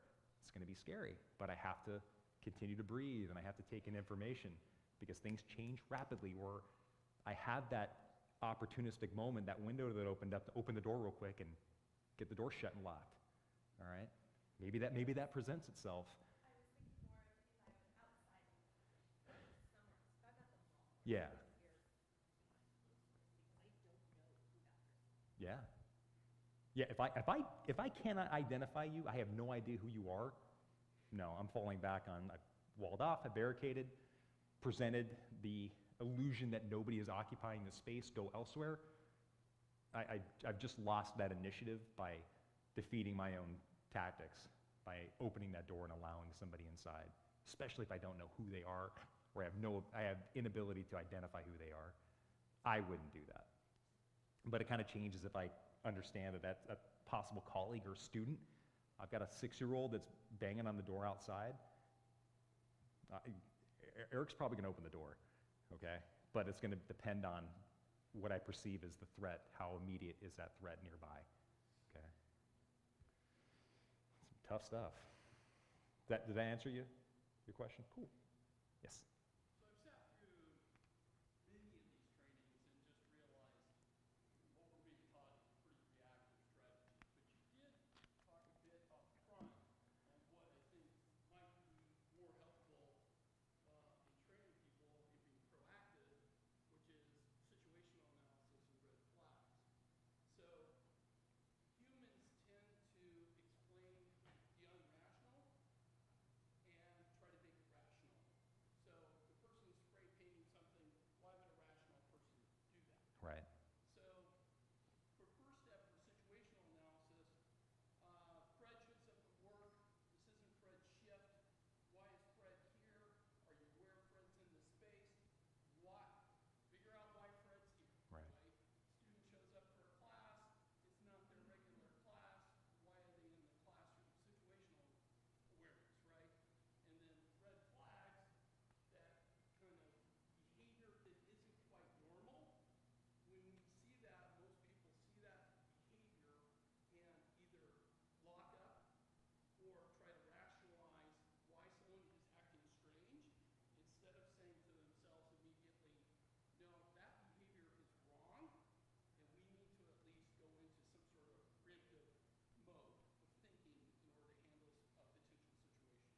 Absolutely. Absolutely. So it's the predictive reaction to human behavior. What changed from my first deployment in the Middle East in 2003 and the amount of training we had in cognitive resonance and perception drastically changed when we went in 2004 because we were integrating more with the civilian population in that country at the time. And we wanted to mitigate a lot of the hazard and loss to life based on our perception of a threat and our application of force, meaning, are we really perceiving a threat? Is this a credible threat? What behaviors is this individual or individuals displaying? Are they showing us a telltale behavior of being in possession of a weapon or explosives? Is that driver demonstrating behavior that is different than the hundreds or thousands of other drivers we're seeing coming through our checkpoint? We received this training, and we mirrored a lot of it off of what police officers do in the street, looking for those subtle idiosyncrasies that humans do, these tells. If anybody ever plays poker, it's called a tell. You know, everybody's got the thing they do before they get excited. You know, everybody does this thing when they are about to fold, or you know they're bluffing you. We're humans. We communicate. Somebody throw me a statistic, because I'm not a good statistic guy, but we communicate the vast majority of the time by body language. All right, that's why I'm expressive, man. I got hands out here, you know, I'm smiling. But if my normal tell is I'm communicating with expressive body language, and then I'm sit up here and I'm sullen in the afternoon, my shoulders are down, or I've got this deadpan stare, you are going to know something right off the bat. Something is wrong with Eric. That happened over lunch. All right, that's understanding and evaluating my human behavior. All right, somebody that's preparing to do something egregious, all right, they're going to have, so oftentimes they're going to lose a lot of the blood in their face. They're going to become pale. You're going to see whitened knuckles if they're gripping a steering wheel, or they're clenching their fists, or they're rolling their shoulders back and standing in an aggressive fighting stance. That right there is displaying to me that they're about to do something. They harm me, okay? Dialing it down a little bit, our colleague shows up to work. They're bright. They're usually talkative and jovial. Now I'm interacting with them for the past 5-10 minutes. Something is obviously wrong. The tone of their voice is off. All right, they're not looking at me the way they typically do. All right, they're grimacing. So like the heads-up display, that cockpit of a fighter jet, it's telling you stuff, right? It's giving you these warning signs, but it's up to us to be able to be aware of that. Or it could be a complete stranger, but just understand some, you know, very subtle details that humans do before they're going to hurt somebody, and registering those threats accordingly is instrumental to your survival, okay? If I have the ability to gauge this individual, like if I can see them and understand that perhaps maybe they're concealing something on their person, they're doing these reassuring, you know, gesturing pats towards the concealed weapon that's on their person. People that aren't trained and skilled in carrying a concealed weapon are often going to make furtive movements towards it, readjust. Maybe they're not carrying it properly in a holster, or their backpack looks heavier than it should because one shoulder is slung down. Okay, their eyes are darting and they're looking, and they're focusing on you because now you're focusing your attention on them, and they're averting their attention because now they think they've been spotted. There's an interesting thing that we were taught too, is that the crowd is all looking this way, but I've got this one individual that is staring this way. That's kind of odd. That's odd behavior. The school of fish are going this way, but you're looking over here. Why are you looking over here? It may be something mundane and innocuous. Maybe it's not. Maybe there's a problem here. So those subtle things, they may not be so apparent, but man, if you start putting all of those pieces together and you start building that giant Lego set, it becomes abundantly clear. The other service that we provided to this school, and that we do across the state, is a behavioral health assessment. I do the physical stuff. I look at your cameras. I look at the security apparatus, the physical stuff. My colleague, who is a psychologist, comes and starts interviewing staff, faculty, and students about the preparation to receive and understand red flag indicators, behavioral health type of alerts, things that we should be cognizant of. So yeah, if we can get on the fore end of it and identify when things just don't sit right and feel right, then we are winning. Again, if I can identify that behavior and then get me, myself, and others away from this individual, I'm winning, because I don't want to sit there and slug it out with this guy or gal. That's not survivable. All right? If I can identify this and then communicate it to others, I've won. Yes?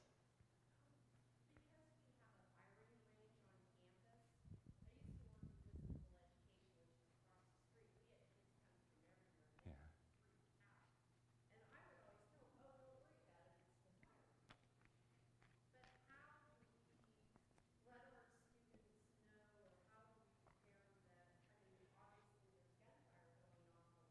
Yeah.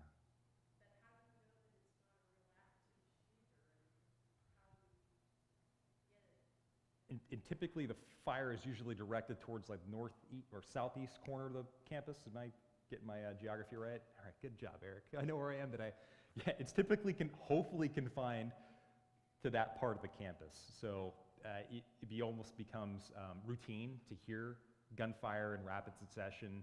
At certain times of the day, they're usually not doing it in the evening hours, right? Yeah, typically there's going to be a range master there that has sanctioned time blocks so we can anticipate when the gunfire are there. I would communicate those, if that information is disseminated. Hey, we shoot between 9 and 12, and then we start shooting again from 2 to 4, whatever the scheduling is. I would want to know that firing schedule, and then I would convey that to my student body. Hey, anticipate you're going to hear controlled gunfire, sanctioned gunfire from our police shooting facility, southeast corner of the school. If you haven't taken the opportunity to, just stand outside between those hours of operation and hear it. I want you to hear what it sounds like coming from that location. If you hear gunfire that's not coming from that part of the school in this block of time, we probably have a problem here. We probably have a problem. we have a problem. So that's how I would communicate it. Because, yeah, an active assailant event, you may not hear it. It may be internal. If a firearm were to be discharged inside here, we may not hear that in an administrative office. It's going to be extremely disorienting. It may not be an external problem. It could be internal. And that's going to convolute the communication process. So normal gunfire, prepare them to hear gunfire elsewhere on the campus, and then that is not normal. And that's when we have an issue where we need to start going through our checkdowns. Does that help? So hopefully that maybe we can get that past that schedule there now, shaking your head. It's a regional. Oh, that's right. So there's shooting anywhere between 8 a.m. to 10 p.m. 8 a.m. to 10 p.m. So the timing doesn't help? Sometimes a little later. Okay. But I would definitely kind of focus your message towards, hey, the gunfire should be directed at that part of the campus. If they've never, and you say that you occupy office spaces nearby in that part of the campus, or?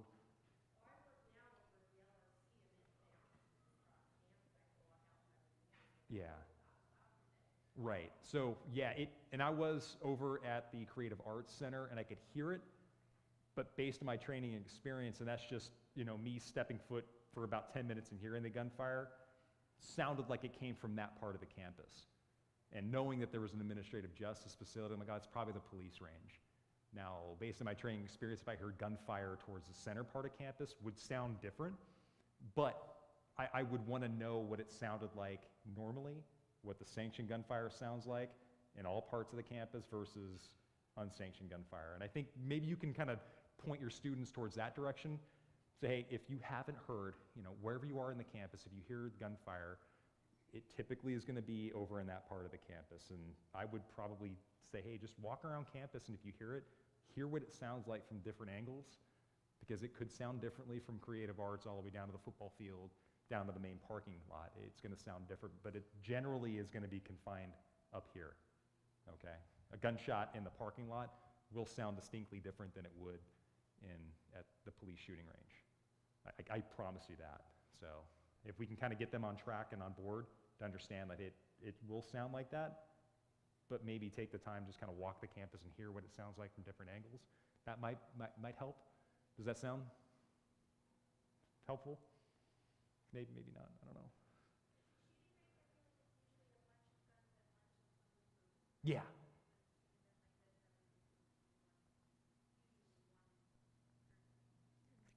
Typically, yeah, you've got a barrage of guns going off, and it's rapid fire and in a big, crescendo.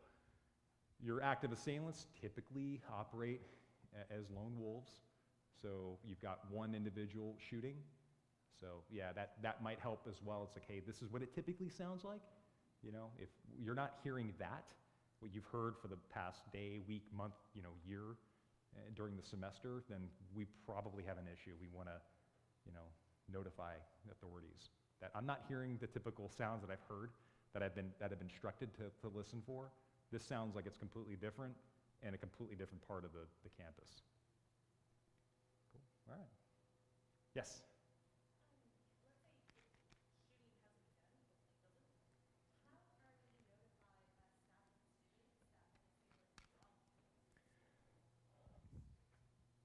You have a mass notification system, correct?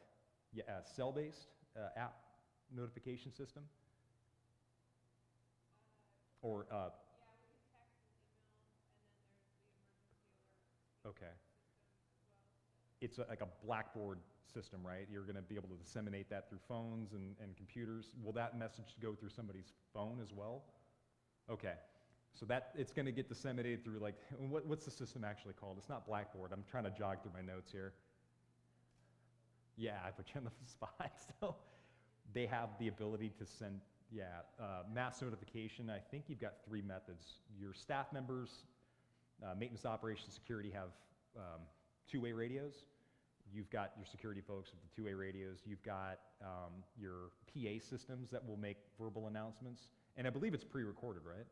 Is it a pre-recorded, or are you going to do a voice? That's probably a question for the chief. He's not here right now. Okay, yeah, I did make those notes. I apologize. I had like 4 other assessments I'd done between the time I was here, so all the schools are kind of looking the same until I get back to the mothership and start looking. But you've got the ability to send out notification with your cell device through an email system, like a Blackboard. It's going to send out the message, and you're going to have staff members with radios are going to be able to put out the alert. The reason I ask is we take our students on campus walks. Yes. All over the campus. So if it's happening on a different part of campus than I am with my students and I don't know about it and I start heading back that way, Right. I want to make sure that I have. That's the campus radio. Yeah. I don't have one of those. All of our staff members don't have that. That stays with our admin. We have our cell phones, but I need to make sure that all of our staff cell phones are integrated in the system. Okay. The one. I'll talk to the director about that. Yeah. You should be taking the radio on your walk. At a minimum, definitely would want a radio, especially if you're going to be transient throughout the campus, because this is a massive footprint. It could be legitimately happening at Creative Arts, but you're down by the athletic fields. Right? You've got some time and space and distance to react.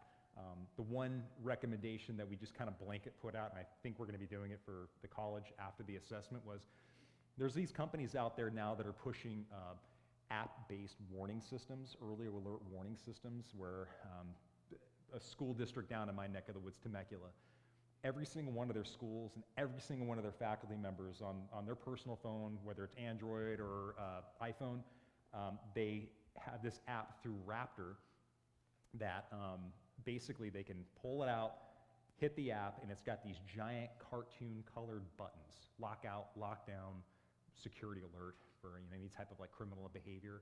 You hit the button, it sends the alert out to everybody. So if it is a lockdown situation, active assailant, you push that button, there's no one pushing that button.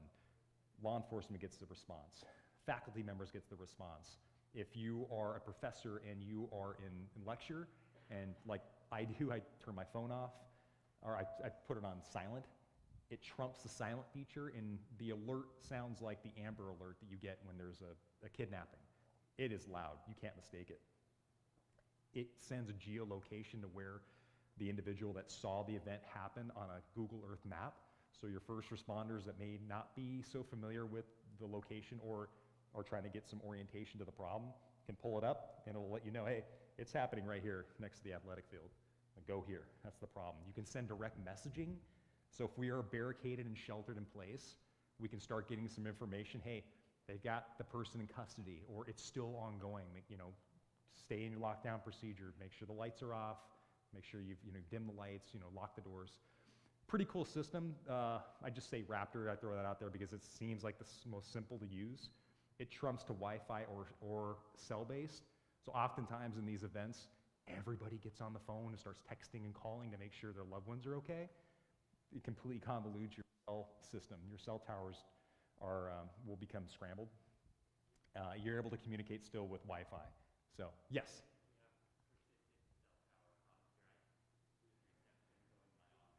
Yeah, so I like this system because like some of our clients in some more of the rural parts, they put up Wi-Fi boosters or cell booster, more often than not it's Wi-Fi boosters, so they can at least get that messaging through, especially when they're interior. So yeah, there are these apps that are out there, and it's just another level of communication because communication always seems to break down on these, especially if you're out and about with the kiddos and maybe you didn't get, your radio was turned down for some reason. That happens with people, or they're not able to communicate on the radio. The app is just another fail-safe. So it's out there. We'll make that recommendation. So yes.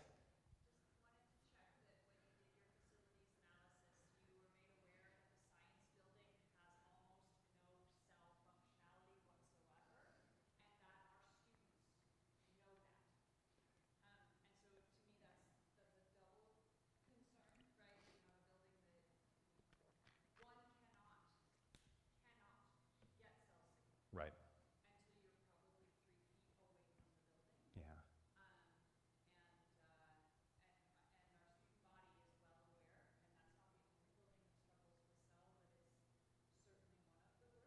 Yes.